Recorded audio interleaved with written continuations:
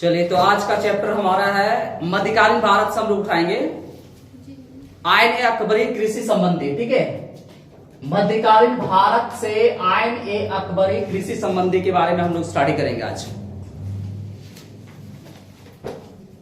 ठीक है, इधर देखो, बंद करो, बंद करो बेटा इसको।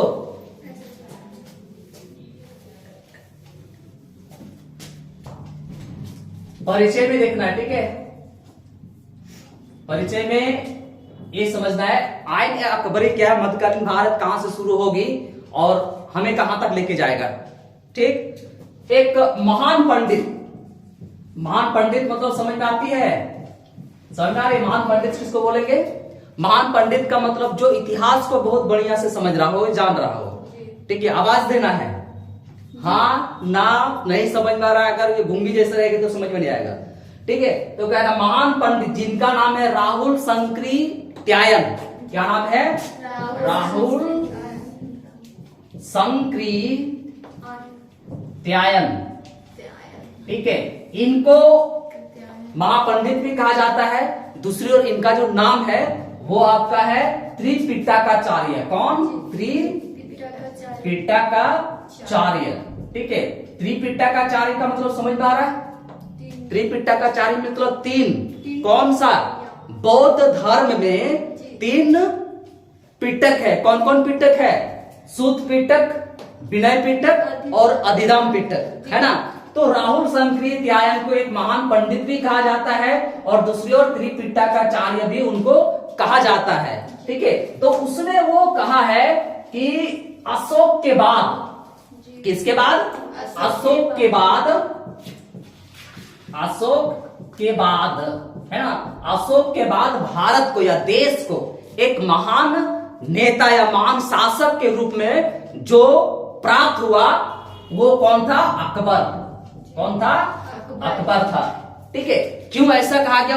उसने क्यों कहा? क्योंकि जिस तरह अशोक के समय में देश के लिए इतना सारा उसने काम करके गया, जो विदेशों में भी अशोक के बारे में लोग जानना प्रारंभ कर दिया, है ना, अशोक के बारे में जानना प्रारंभ कर दिया। सेम कंडीशन यहाँ पे जब अकबर आता है तो अकबर भी ऐसे कार्य करते हैं इस देश के लिए जो विदेशों में भी उनको लोग जानने प्रारंभ करता है। तो यही कहता है कि अशोक के बाद अकबर एक महान शासक के रूप में इस देश को मिला, जो भारत में ही नहीं बल्कि भारत से बाहर भी इनका नाम होना शुरू हो गया।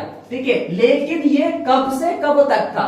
ये लगभग आपका 16वीं सदी से लगभग 20वीं सदी तक। ठीक है, कितना? 16वीं सदी से लगभग 20वीं सदी तक अकबर एक महान शासक के रूप में पैदा हुआ, महान शासक के रूप में पैदा हुआ। समझ में आ रही बात को? कहता है कि प्राचीन स्रोत, अगर प्राचीन स्रोत में देखें, प्राचीन स्रोत में अगर देखते हैं, एक किताब है इस समय में जो लिखा गया है, वो किताब है अकबरनामा। क्या है? अकबरनामा। ठीक है, इस किताब का लेखक कौन है? अकबरनामा का लेखक कौन है? अबुल फजल। ठीक है, अबुल फजल। अकबरनामा जो लिखा वो लेखक का नाम क्या है? अबुल फजल। ठीक है, अबुल फजल। और इसी के दरमियान उसने क्या लिखा? आयन ए अकबरी। ठीक है, आयन ए अकबरी। अकबरनामा के दरमियान, अकबरनामा के अनुसार ही आयन ए अकबरी का भी नाम जब यानी कि बताया जाता है। ठीक है, इसमें कहता है कि अकबरनामा का तृतीय खंड है। अकबरनामा का जो 3 खंड है, तो तृतीय खंड, अगर खंड भी समझ में आ रहा है, खंड किसको कहते हैं? फर्स्ट भाग, सेकंड भाग और थर्ड भाग। तृतीय खंड में, अकबरनामा के तृतीय खंड में बहुत सारे चीजें हमें देखने को मिलता है, बहुत सारे ऐसे उसके समय में जो कार्य हुई है अकबर के समय में, उन सारे कार्य के बारे में हमें बताता है। ठीक है, तो सबसे पहले ये जानना क्या है कि ये जो अकबर आया कहां से आया, कौन से वंशज से आया, उनसे पहले कौन था, उनसे पहले कौन था, उनसे पहले कौन था, तभी तो हम ये समझ पाएंगे आइन ए अकबरी लिखा गया। और आइन ए अकबरी में कृषि क्या था, कृषि संबंधी विचार क्या थे, कैसे लोग कृषि करते थे, हर तरीके से समझना होगा। तो सबसे पहले समझना है कि ये जो मुगल शासक या मुगल वंश को हम अगर देखेंगे तो मुगल काल का मुगल शासक जो मुगल वंश का जो स्थापना किया वो कौन किया, बाबर। इसने किया, बाबर, है ना। मुगल वंश का जो स्थापना किया वो कौन किया, बाबर किया। ठीक है, और बाबर किया तो बाबर ने अपने आत्मकथा क्या लिखा, बाबर नामा। ठीक है, अपने आत्मकथा बाबर नामा लिखा और इसमें वो जो दर्शाया है मुगल वंश का या मुगल शासक का राजनीतिक अवस्था।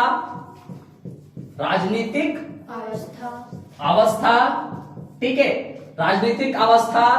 दूसरा आपका है आर्थिक अवस्था,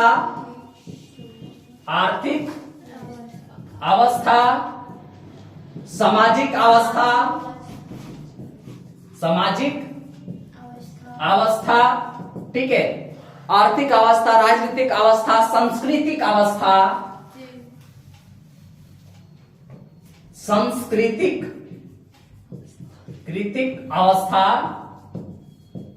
इन सारे अवस्थाओं के बारे में वो बाबरनामा में आपको देखने को मिलता है। समझ आ रही, क्योंकि ये बाबर जो है सबसे पहले शासक है, और उसने मुगल वंश का स्थापना किया।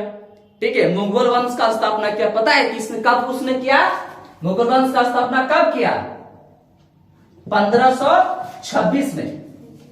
ठीक है, कब किया, 1526 में इसने मुगल वंश का स्थापना किया। मुगल वंश का स्थापना करने के बाद वो पूरी मुगल वंश में, कंप्लीट मुगल वंश में, मुगल शासकों में जो राजनीतिक अवस्था थी, सामाजिक अवस्था थी, सांस्कृतिक अवस्था थी और आर्थिक अवस्था थी, उनके बारे में कंप्लीटली उसने क्या क्या है, डिस्क्राइब वर्णन किया है। ठीक है, वर्णन क्या है। तो अब हम इसके बारे में हम चर्चा करेंगे कि आइन अकबरी में कृषि संबंधी जो इतिहास है वो किस तरीके से था। मेन पॉइंट हमारा क्या है, मेन पॉइंट हमारा आइन अकबरी में कृषि संबंधी।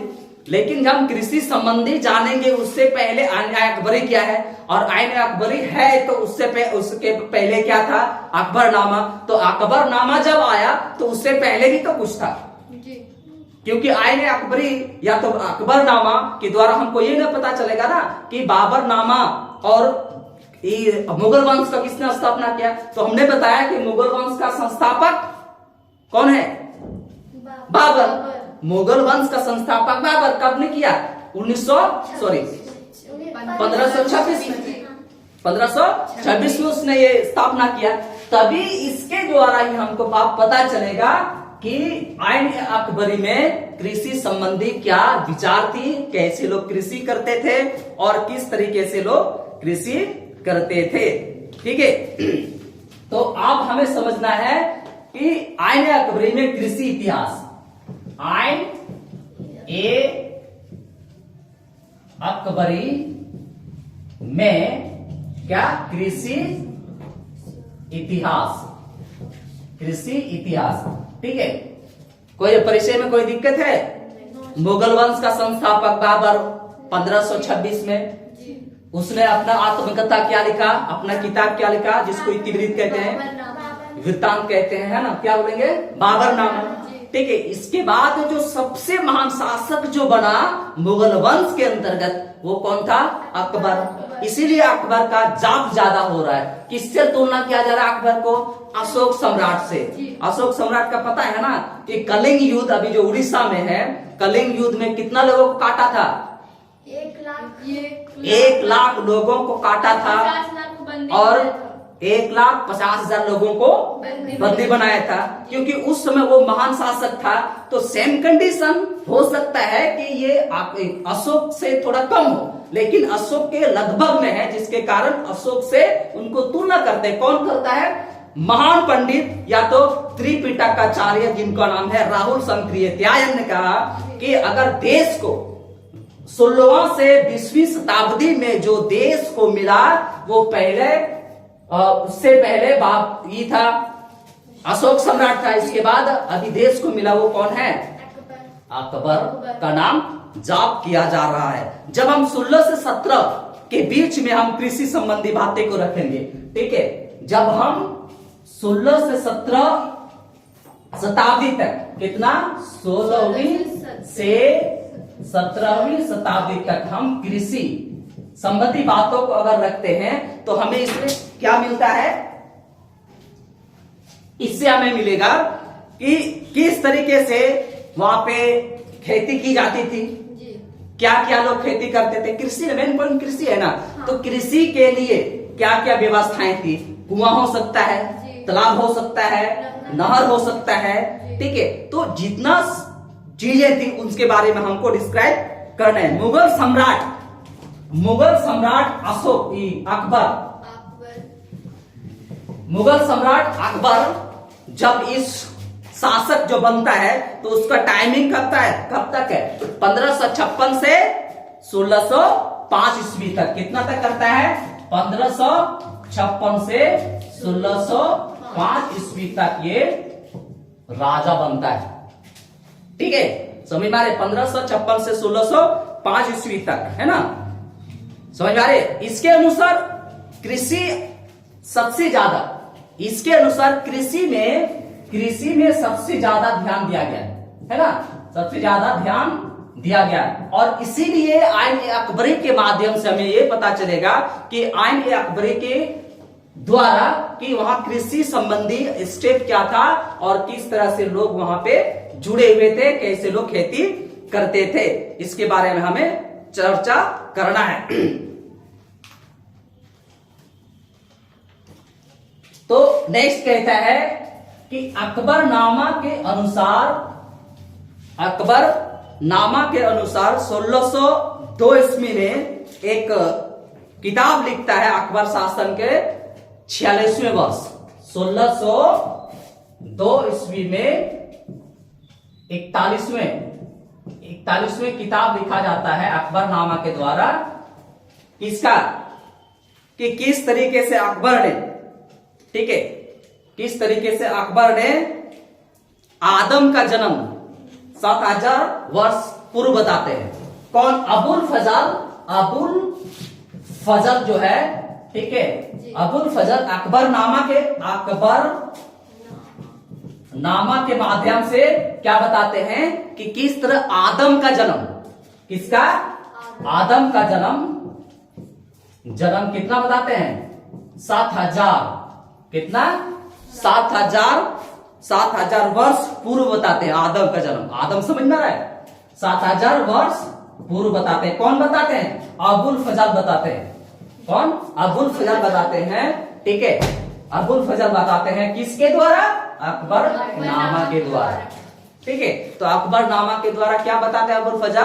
कि आदम का जन्म हुआ, कब हुआ? 7000 वर्ष पहले, ठीक है। और कहता है कि आदम 7000 वर्ष पहले हुआ, है ना। आदम का जन्म जब 7000 वर्ष पहले हुआ तो बाबर यानी कि अकबर, है ना, अकबर आदम के, अकबर जो था आदम के कौन सा वंशज, कितना वंशज इसको कहा जा रहा है? 52वें वंशज। 52वें पीढ़ी समझ आ रहा है? वंशज माना जा रहा है, ठीक है। कहने का मतलब ये समझना, कहने का मतलब है आदम का जन्म हुआ 7000 वर्ष पहले, 7000 वर्ष पहले। इसके बाद तो आदम से ही पीढ़ी बाय पीढ़ी आया, पीढ़ी बाय पीढ़ी आने के बाद पीढ़ी बाय पीढ़ी आने के बाद तो अकबर का जो नाम आता है वो कितना 52वें, आदम से 52वें वंश पीढ़ी के बाद 52वें पीढ़ी में अकबर का नाम लिया जा रहा है जी। बात को समझ में आ रहा है? हाँ। आदम के बाद 52वें स्थान पर अकबर का नाम आता है, यानी कि आदम से ही अकबर का संबंध है, जी। क्योंकि उनका पीढ़ी इसके बाद इसके बाद इसके बाद इसके बाद हम लोग होता है ना गांव देहात में, दादा परदादा, इसके बाद इसके बाप, इसके बाद बेटा, इसके बाद ये, इसके बाद वो, फलना तो उसका आता है ना। ठीक है, तो सेम कंडीशन यहां भी यही बताया जाता है।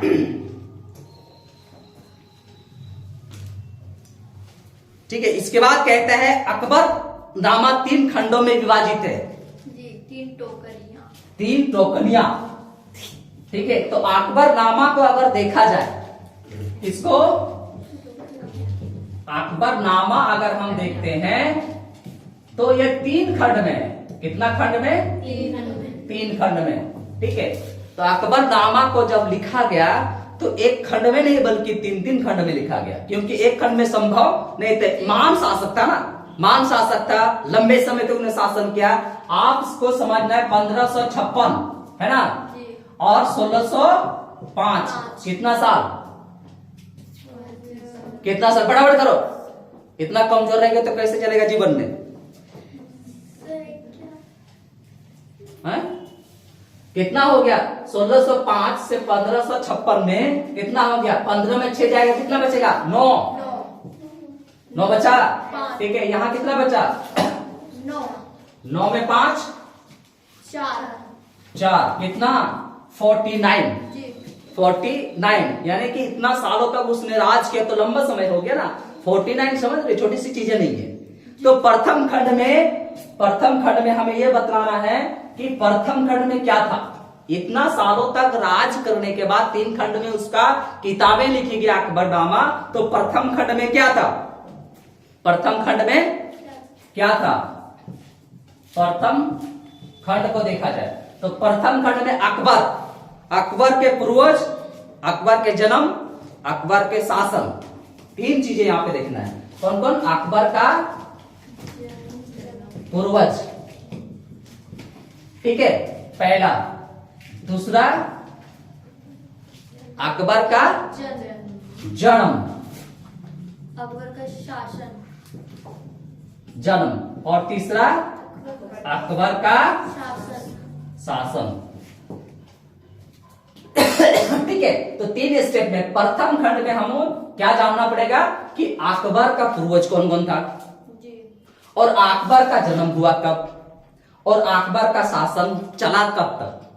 इस 3 खंड में हमें जानना पड़ेगा। ठीक है, और इसी प्रथम खंड के अंतर्गत ही ये बताया गया है कि ये 17वें वर्ष 73 से 74 तक, 73 से 74 तक है ना, 17वें वर्ष 1573 से 74 तक का इतिहास। ठीक है, कहाँ जा रही है? इसके बाद हमें यह समझना होगा द्वितीय खंड। तो पहले समझना है प्रथम खंड में क्या हमें जानना है। प्रथम खंड में क्या जानना है हमें? प्रथम खंड में जानना है अकबर का पूर्वज, अकबर का जन्म और अकबर का शासन काल। 17वें वर्ष में कब तक है? 1573 से 74 का इतिहास को हमें जानना है। समझ में आई? ठीक है, दूसरा खंड में हम लोग चलेंगे। ठीक है, दूसरा खंड, द्वितीय खंड जिसको कहेंगे, है ना, द्वितीय खंड। ठीक है, द्वितीय खंड में हमें क्या समझना होगा कि अकबर के शासन काल में के 17 वर्ष तक से लेकर 46 वर्ष तक, ठीक है, अकबर का जो शासन चला है ना, शासन 17वें वर्ष पे है ना, 17 वर्ष से 46वें वर्ष तक, कितना? 46वें वर्ष तक। ठीक है, 46वें वर्ष तक, यानी कि 1602 ईस्वी तक का इतिहास, 1602 ईस्वी तक का इतिहास। द्वितीय खंड में यह हमें बताएगा कि द्वितीय खंड में कि शासन जब शुरू किया उसने 17 वर्ष से 17वें वर्ष से उसने शुरू किया और उसका चला कब, उसका चला 46वें वर्ष तक। और जब 46वें वर्ष तक चला तो ये कहने का मतलब है कि इस सब जब 46वें वर्ष तक उसने शासन किया तो शासन करने के बाद ये कब तक का बताएगा, 1602 ईस्वी तक, क्योंकि 1605 ईस्वी लास्ट है ना। जी। उनका टाइमिंग कितना है, 1556 से 1605 तक। तो 1605 तक तो नहीं जाएगा, 1605 में तो खुद सीधा गए स्वर्ग, जी। तो 5 तक तो नहीं उठाएगा, ठीक है। तो डायरेक्टली 1605 में तुरंत बड़ा नहीं होगा ना, या तो बीमार पड़ा होगा या तो कुछ हुआ होगा या तो कुछ हुआ होगा, तभी तो 1605 में गया। तो 1602 तक हम द्वितीय खंड में हमको जानना पड़ेगा। कितना, 1602 तक के इतिहास को हमको जानना पड़ेगा, ठीक है। तो इसके बारे में हम लोग चर्चा करेंगे और जो भी समझ में नहीं आ रहा है उसको कमेंट करना है, कमेंट करके बताना है कि यहां समझ में नहीं आ रहा है, तो हम उसको फिर से रिप्लाई करने के लिए कोशिश करेंगे। धन्यवाद।